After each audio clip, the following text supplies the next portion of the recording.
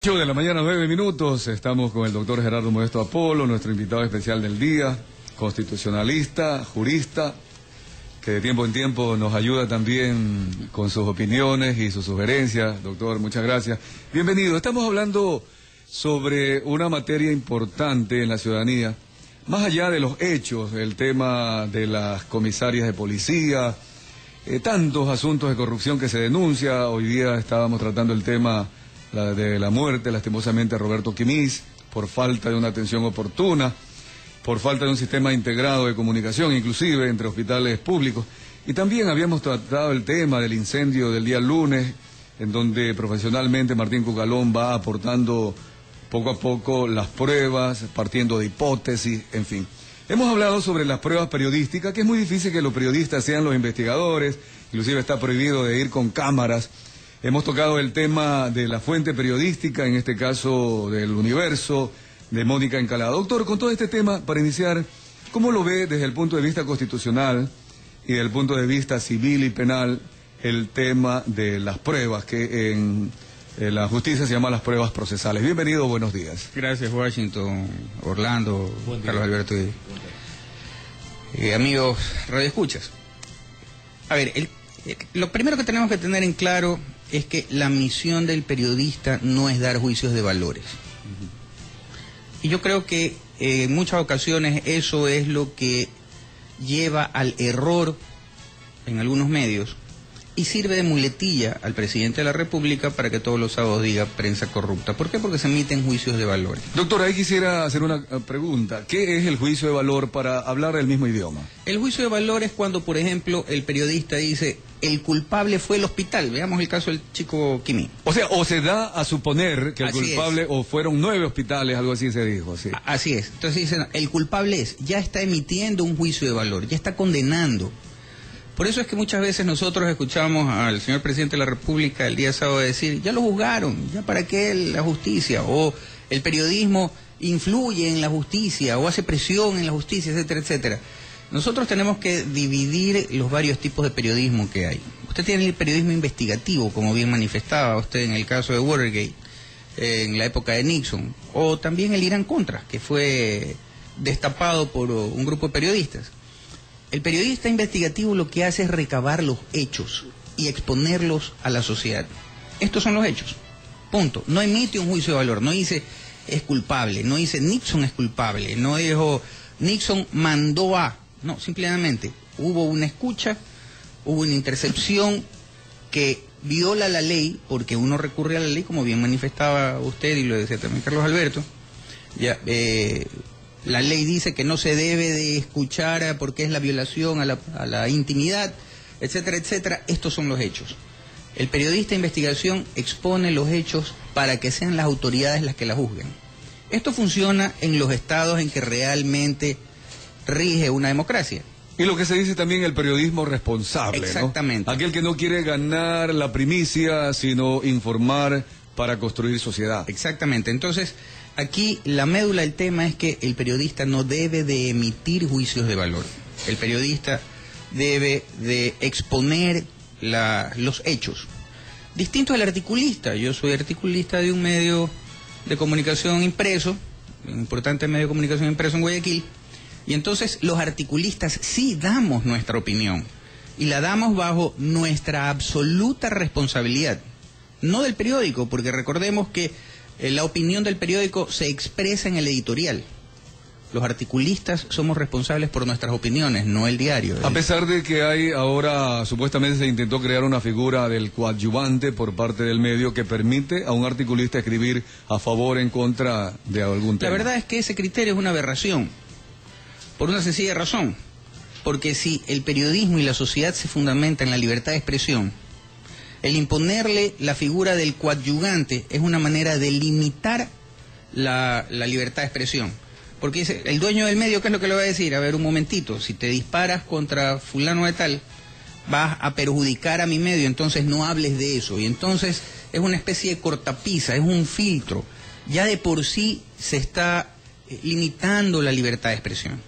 Por eso es que al articulista le recae toda la responsabilidad, no al medio.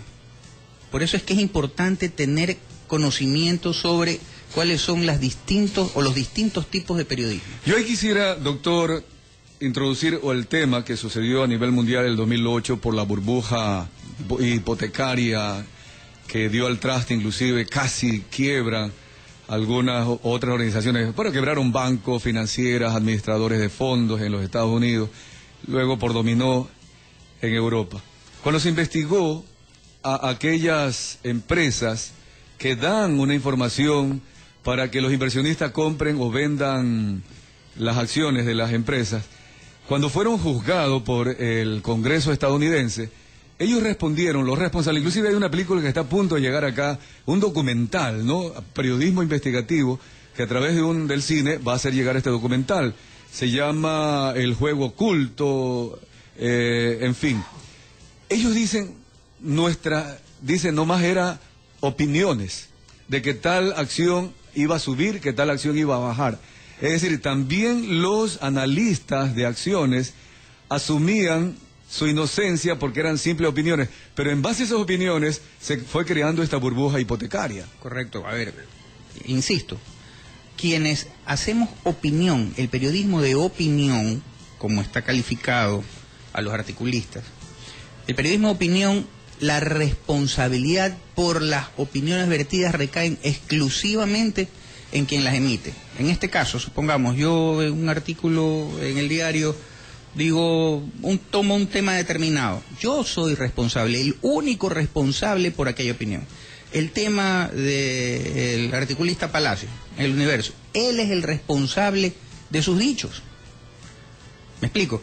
¿Qué hizo El Universo? El Universo lo que hizo es ejercer, simple y llanamente, o dejar ejercer la libertad de opinión, un periódico pluralista, porque lo contrario tendríamos entonces periódicos que se ciñen a un determinado partido político y vamos a tener así periodismos ya seccionados, dirigidos, que desvirtúan el sentido del periodismo. Que también pasó esto, y por eso el presidente de la República denuncia de la prensa corrupta de la partidocracia, que un canal atacaba al dueño del otro canal y el dueño del otro canal ordenaba a los periodistas no hablar nada a favor del otro banquero y resulta que entre esos dos cadenas de televisión se echaban las responsabilidades. Exactamente. Tristemente célebre esa disputa entre banqueros que a su vez tenían medios de televisión. Entonces, nosotros tenemos que en el caso que usted propone o presenta del tema de la burbuja económica, quienes iniciaron esas bolas, como dice el pueblo, quienes iniciaron esos rumores, son responsables. ¿Por qué? Porque habría que determinar ahí, y ahí entra una figura que establece la ley ecuatoriana, que es la duda razonable, y esa debe ser aplicada por los jueces. Ya. Si lanzan estos señores estas bolas, estos rumores, hay que ver si fueron bien intencionados o mal intencionados. Porque retrotraigámonos a la nefasta década de los 90, a finales de los 90, en el 99, cuando viene el feriado bancario. ¿Y qué es lo que sucede? Se produce el efecto dominó por rumores también. Cae el Banco del Progreso y se siguen sumando la caída financiera, etcétera, etcétera, por rumores de que está quebrando este banco y se viene la corrida de retiros de dinero, etcétera, etcétera. Entonces hay que ver a quién beneficia esta corrida. ¿Cuál es la institución financiera que en este sistema o en este momento crítico de la sociedad ha procurado tener mayor credibilidad o mayor confianza? ¿De qué manera obtiene la confianza? ¿Me explico? Sí. O a lo mejor esta corrida se da por perjudicar a una persona determinada. Ejemplo, se decía, y quiero ser específico, se decía que que la caída del Banco del Progreso en un principio se debía a que el gobierno de la época retiró los fondos que manejaba Petroecuador en ese banco. Y entonces se produce la quiebra. Recordemos que todo el mundo decía, ¿por qué pongo la plata en la previsora? Porque tiene la empresa eléctrica y no va a quebrar nunca. Pero ¿qué pasa? Lo primero que dicen es, se cae el banco de la previsora. ¿Y por qué? Le retiraron la plata que tiene depositada ahí Petroecuador. ¿Y cuánto tiene depositado Petroecuador? Tiene depositado millones. Ah, caracho, entonces saquemos la plata también. Y boom, viene la caída. Fue el primer rumor, la primera ola. Fue bien intencionada, fue malintencionada. Es muy difícil establecerlo. Es muy difícil establecerlo. Por eso le digo que el periodismo tiene que presentar hechos. El periodismo no debe de calificar o hacer juicios de valores. Estamos totalmente de acuerdo, doctor, y de paso quiero compartir con la audiencia y con usted la película del género documental sobre la burbuja del año 2008, se llama Inside Job, conocida en español como Trabajo Confidencial o como Dinero Sucio. Se la recomiendo y recomiendo a nuestra audiencia porque realmente allí se demuestra el trabajo periodístico muy serio para demostrar con pruebas, con fuentes, contrastando fuentes de unos y otros, con las autoridades para finalmente a los 2 años, porque esta producción fue en 2010, pero no entiendo por qué a Ecuador no ha llegado. Orlando. Sí, yo creo que también, doctor, el tema parte desde la perspectiva eminentemente ética, de quienes estamos inmersos en la comunicación. Justamente el fin de semana estuve viendo la película Wall Street, las 2 versiones, la primera y la segunda, donde ahí se ve el manejo que hace el multimillonario, que tenía un agente en bolsa, pero que además tenía otros corredores que se ponían de acuerdo para dañar a otro, pero a la vez tenían a un comunicador que solamente con un mensaje ponía, ¿verdad?, esta bola a correr y consecuentemente creaba toda una especulación para beneficiar a quien manejaba todo el entorno. Entonces el aspecto ético también creo que cabe dentro de la reflexión. Ahora, usted tocaba el tema que proponía el ingeniero Delgado, pero en la parte investigativa, ¿quién tiene la responsabilidad allí? El comunicador que investiga, que contrasta, que profundiza la investigación y la pone a luz de un hecho de corrupción, por ejemplo, o quién también da las diferentes versiones para que el periodista constate y compruebe ese hecho de corrupción. A ver, ahí la responsabilidad es compartida. Y usted ha dado en el clavo, Orlando, en cuanto al tema de la ética. Le voy a poner un ejemplo que estaba citando Washington antes de la entrevista, el caso lamentable del chico Kimi. ¿Cuáles son las 2 versiones que existen? Y mire usted que de una u otra manera se emite un juicio de valor en esta noticia. Dice, puedo tener yo una visión en la que si quiero yo mantener un discurso de tarima, combativo, agresivo, que denoste contra el sistema sanitario privado, digo, miren ustedes cómo indolentemente dejaron morir a este hombre en los hospitales privados. No lo recibieron en la clínica tal, patatín, patatán. Recordemos que hace poco tiempo a un señor le hicieron secuestro express en la zona de San Borondón, a 500 metros de la clínica Kennedy, lo botan del vehículo y se da la noticia de que no lo habían querido recibir, etcétera, etcétera y tal. Esa noticia, ya enfocada de esa manera, emite un juicio de valor. Lo importante es determinar quién se beneficia. No solo el beneficio económico, el beneficio puede ser político en un momento determinado. ¿No, verdad? Recuerde que hace mucho tiempo atrás había un político que decía, yo soy el fiscal del pueblo, y no tenía el grado de fiscal otorgado por la institución de justicia, sino que se autodenominaba, soy el fiscal del pueblo. ¿Cuántos periodistas de televisión existen? Hay un canal que es supremamente visto en que se autodenomina el fiscal del pueblo también porque da juicios de valor, insulta, critica, etcétera, etcétera, al tema de la noticia. Por otro lado, la misma noticia del chico este que desgraciadamente peregrinó entre el sistema hospitalario y que falleció en la ambulancia. Hay una noticia que dice, el señor fulano de tal tuvo tal accidente, fue trasladado de tal lugar a otro lugar y no pudo obtener la asistencia. El no pudo obtener la asistencia es abierto, pero no está estableciendo un juicio de valor. ¿Por qué no la pudo obtener? Porque el tío no quiso que lo tengan en el pasillo. Ya eso le corresponde a las autoridades determinarlo.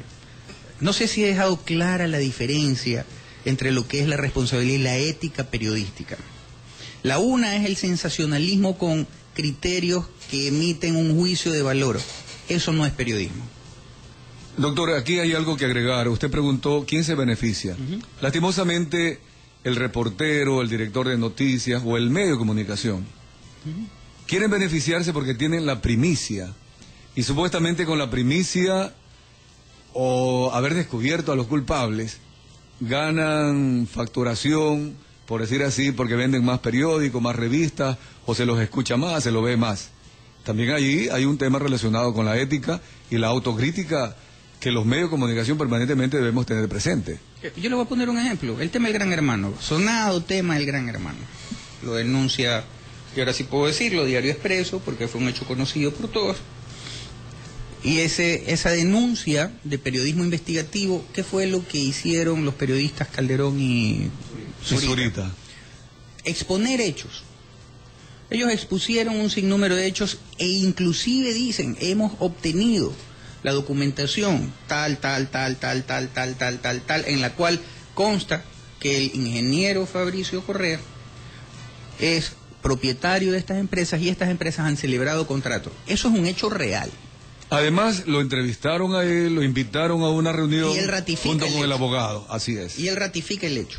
Entonces, ¿por qué se denomina a eso periodismo de investigación? Porque presentan los hechos. Ellos no hicieron un juicio de valor, si conocía o no. Ahí entra la duda razonable que dice la legislación ecuatoriana y que debe de ser aplicado conjuntamente con la sana crítica por las autoridades competentes. Entonces dice, ok, aquí vienen estos dos reporteros, como en el caso Watergate. El caso del Gran Hermano es el caso Watergate nacional, con distinto desenlace, por diversas razones. Si hubiéramos tenido un sistema de justicia realmente independiente, a lo mejor el resultado hubiera sido otro. No que pasen a ser judicializados los autores de la nota, sino que a lo mejor hubiera sido judicializados los que estaban inmersos en este hecho. Que mire que no lo califico si de delito o no delito, en este hecho denunciado. Entonces, ante ese principio de la duda razonable, que inclusive lo aplica el SRI o la aduana cuando dice, este contenedor me parece que no trae lo que viene declarado, entonces ante la duda razonable, plin, corto la seguridad de los candados, abro y armo el San Quintín, y entonces ahí sí saco en el diario El Telégrafo una notición que dice, están perjudicando al Estado en tantos y hemos salvado los dineros del Estado en tantos millones. Entonces, ante este principio de la duda razonable, son las autoridades las que están llamadas a defender los intereses del Estado. Entonces, una vez más, el periodista no puede caer en la tentación, porque de hecho es una tentación en un momento determinado. Recordemos que los periodistas son hombres y los articulistas somos hombres con nuestras pasiones y con nuestras debilidades en un momento determinado, pero que tenemos que abstraerlos. Ahí está la virtud del periodista, que tiene que abstraerse de esas pasiones para presentar los hechos tal cual como son. De las cargas emotivas que habíamos conversado hace un momento. Y de la ética, como dice Orlando. Porque también allí hay un tema que viene bien de la mano cuando se exagera en las denuncias y se denuncia todo. Dicen los tratadistas de periodismo, ya se habla de denunciología, como una ciencia de denunciar. Acordémonos que había un legislador que todos los días tenía una denuncia y a la larga la gente ya no le ponía atención porque tantas denuncias no había pasado nada. Pero retomando el asunto serio, usted ha hablado sobre pruebas. La prueba sabemos que es para establecer la verdad. Así es. Algo que sea irrefutable y finalmente son los jueces de justicia los que dirán si la persona es culpable o inocente. Mientras no lo sea, aunque haya la duda razonable, esa persona sigue siendo inocente. ¿Cómo debe actuar el periodismo, doctor Modesto Gerardo Apolo, cuando, por ejemplo, Mónica Encalada presentó un video en que se filma a Juan Paredes aceptando que él no fue el autor del juicio contra el Universo, sino que fue el que corrigió que en vez de 60 millones, no más que sean 40? ¿Es prueba ya para decir que Juan Paredes es culpable? A ver, nosotros tenemos que partir también del hecho constitucional de la prueba mal practicada, pero esta también tiene su excepción. La prueba mal practicada es aquella en la que se ha violado de alguna manera el derecho a la intimidad o privacidad de una persona. Ejemplo, yo vengo y, como se dice vulgarmente, contrato a alguien para que pinche su línea telefónica y le intercepto y grabo sus conversaciones. A lo mejor usted emite un juicio de valor sobre una persona determinada y podría considerarse eso como un delito atentatorio a la seguridad nacional porque está complotando contra el régimen, por decirle algo. y vengo y la presento. Esa prueba es mal practicada porque no ha habido la orden judicial para realizar esa violación a su derecho constitucional, ¿no es verdad? Y entonces esa prueba no vale, por más que diga lo que diga. Recordemos el tristemente célebre caso de el señor Burbúa, que fue filmado en un momento determinado, un emisario de un ministro de la Corte de aquella época, en la cual hipotéticamente ya habían transado la resolución de un juicio. No sé si recuerda usted específicamente. Sí, no, totalmente. Aquí tratamos el tema con los involucrados. Entonces, esa es una prueba mal practicada. Y por eso es que no se judicializa ni se castiga, en este caso, a quienes estuvieron involucrados en ese hecho. Pero en el caso de la jueza Encalada, que ella era parte del tema, ¿no es verdad? Ella graba esa intervención, porque ella era parte del tema, ¿no es verdad? Quien estaba directamente afectada era ella en este caso. Ya existe una disposición en la ley penal, no soy especialista en penal, como usted bien sabe, mi especialidad es laboral y el derecho constitucional, pero existe una salvedad en ese caso. En ese caso sí debió de haber sido tomada en cuenta la filmación de la jueza Encalada. Pero más allá de aquello, no nos quedemos en las ramas, vamos al tronco de lo que está viviendo la realidad nacional. El tema de Chuquiseven genera una duda razonable. Y el Estado, bien, gracias. Los videos de la jueza Encalada confirman esta duda razonable. Es decir, no son pruebas procesal, pero generan una duda razonable que debe de ser investigada. Debe ser investigada. Por supuesto, y a profundidad. ¿Y cuál es el papel allí de la opinión pública y del periodismo? Es cierto, no decir es culpable porque eso solo lo dice el juez. La opinión pública debe de convertirse en el émbolo que presione a la justicia a cumplir su rol, que es impartir justicia. Porque, doctor, aquí hay una especie de atmósfera en que las personas dudan de pedirle a un juez autorización para buscar este tipo de pruebas. Acá especulamos y dijimos si la jueza debe haber conocido y conoce la ley para que su prueba de video hubiera sido aceptado como prueba procesal. ¿Habrá dudado en pedirle a otro juez la autorización para que este juez no le avise a Juan Paredes? Es revelador lo que usted dice si a esto a su vez lo contrastamos con dos hechos. La jueza Encalada, cuando se encontraba en Colombia, ¿qué es lo que dice? Solicito al presidente de la República que se me otorguen las garantías necesarias para volver y denunciar. ¿Qué pasa con la comisaria Hurtado? Exactamente igual. Solicito al señor presidente de la República que me dé las garantías, ¿Qué le dicen ayer los presos al presidente cuando va a visitar los pabellones que están en construcción? Según lo que dice el dato periodístico. Dice, papá, dame la libertad. ¿Qué develan estos tres hechos? De que el sistema judicial se ha venido a menos.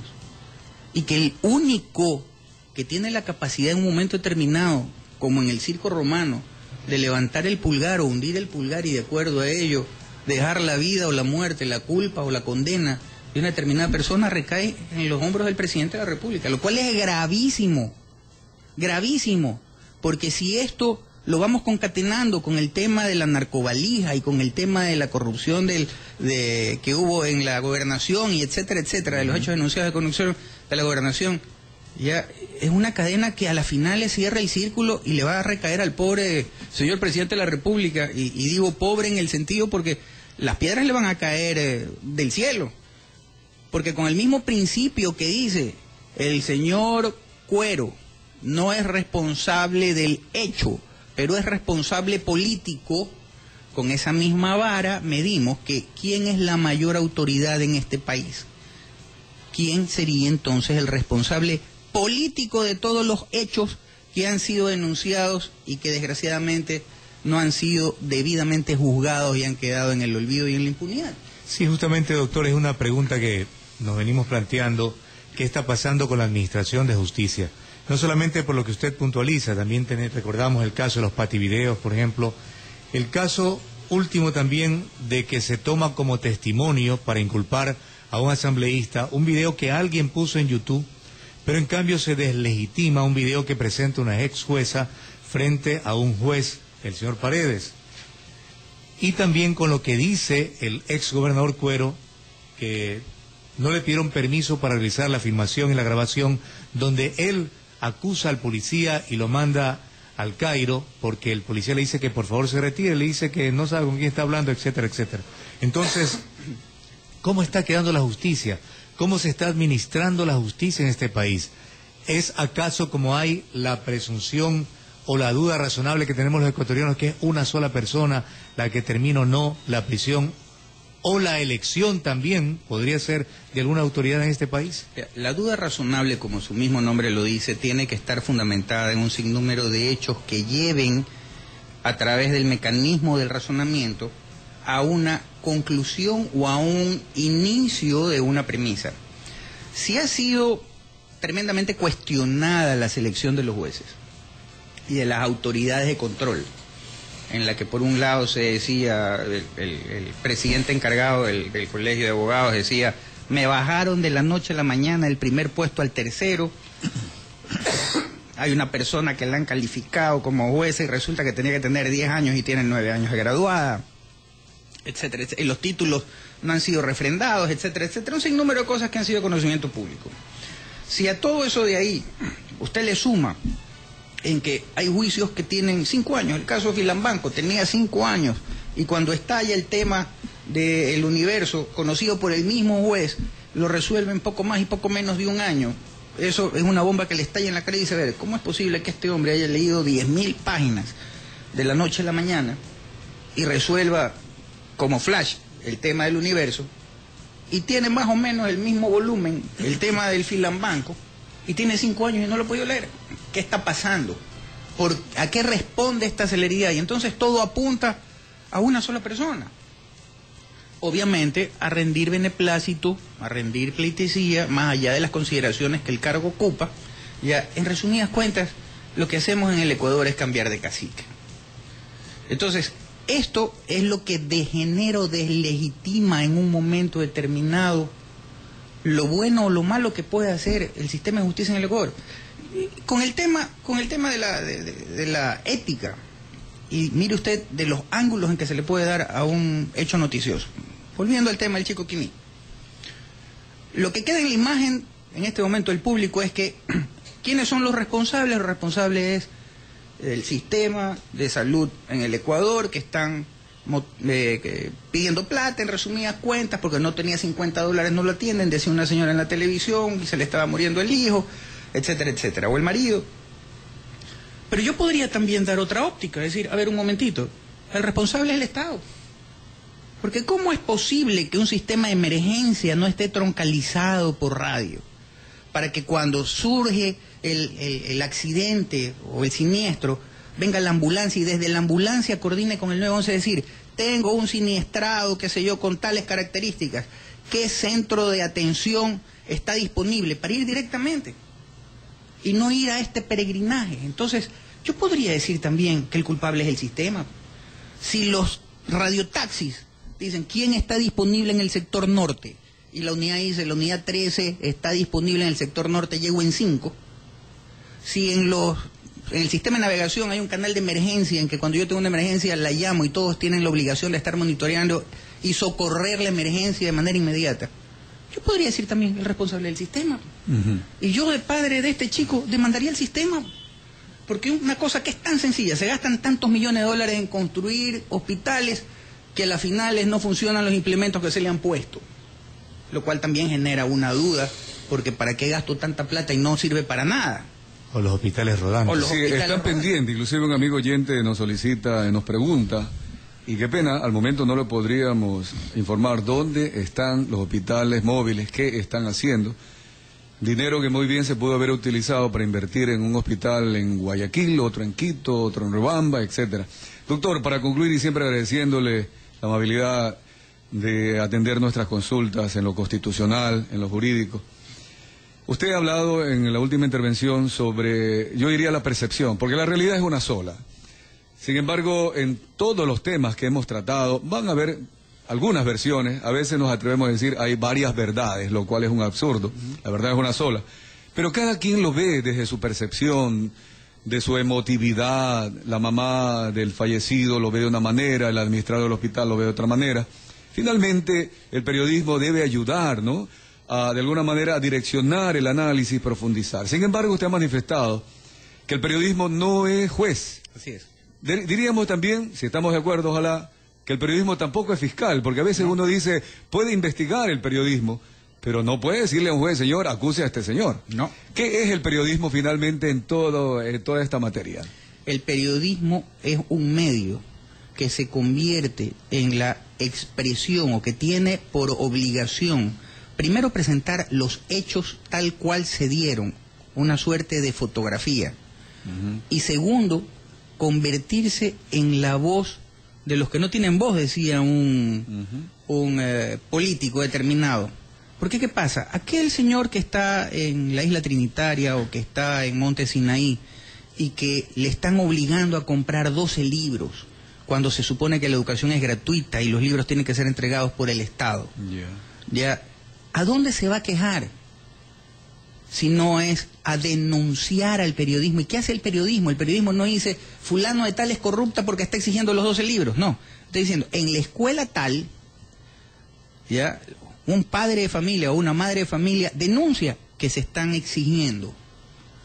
Se presenta el hecho tal cual, le corresponde a las autoridades pertinentes investigar y sancionar.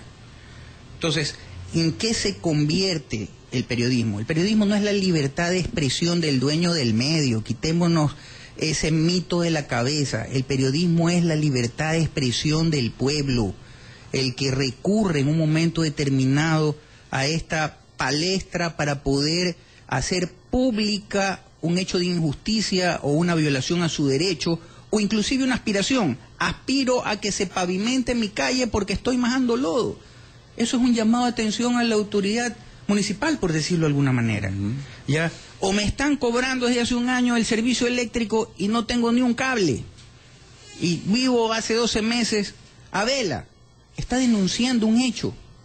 No está diciendo que hay corrupción o no hay corrupción, de que le están robando o no le están robando. Eso ya le corresponde a las autoridades pertinentes. Pero el medio periodístico es el que da esta posibilidad al desamparado, por decirlo de alguna manera. Y no solo al desamparado, al rico, al pobre. Mire usted la pluralidad a la que está llamada el medio periodístico, para que se convierta en el canal que permita denunciar violaciones a derechos o denunciar o exponer, mejor dicho, también sus anhelos. Doctor, creo que está claro esa responsabilidad del periodista, pero lo hemos ido combinando con tantos y tantos casos que están sucediendo el día de hoy. Lo lastimoso que pasó en la gobernación del Guaya es que muchos periodistas, doctor, sabían de las denuncias, pero al no tener la prueba, precisamente uno de los temas fundamentales de esta conversación, no se atrevían a denunciar por el temor luego a las amenazas, temor a otro tipo de situaciones que no solo se vive en la provincia, sino a nivel país. Ni siquiera los mismos dueños de los locales nocturnos se atrevían a denunciar. Hay casos que ahora surgen y que en la investigación periodística se presentan cuando a ciertas discotecas se las clausuraba y que para reabrirlas se les pedía X cantidad de dinero. Hoy mismo, Jacqueline Hurtado dice que ellos clausuraban locales y que el intendente de policía los reabría. Entre ellos mismos, cuando esto se sabía y se denunciaba, pero no trascendía a la sociedad. Creo que ahí hay todavía muchísimo por hacer y resta muchos valientes por surgir. Washington, yo solamente quiero hacer una reflexión. Resulta curioso, y volvamos al tema de la duda, ¿no, verdad? Resulta curioso que a los medios de comunicación no se les permita ingresar, hacer tomas o grabar cuando hay una reunión determinada, sea esta, en cualquier institución pública. Pero qué curioso que cuando un denominado opositor hace una reunión o convoca algo, hay no menos de 10 personas, agentes de policía, agentes de seguridad, canales del Estado, canales administrados por el Estado y todo lo demás, que están filmando. A ellos nadie les puede inclusive hacer tomas. Inclusive Y después sale en la sabatina en primera, disculpa que le interrumpa, y después sale en la sabatina en primera plana en la pantalla alguien a ser en ese momento el ejecutado. Qué curioso, ¿no? Por lo menos hay una duda razonable que ¿quién es el que realmente está utilizando el medio de comunicación para deformar el sentido de lo que es un medio de comunicación? Muchas gracias, doctor.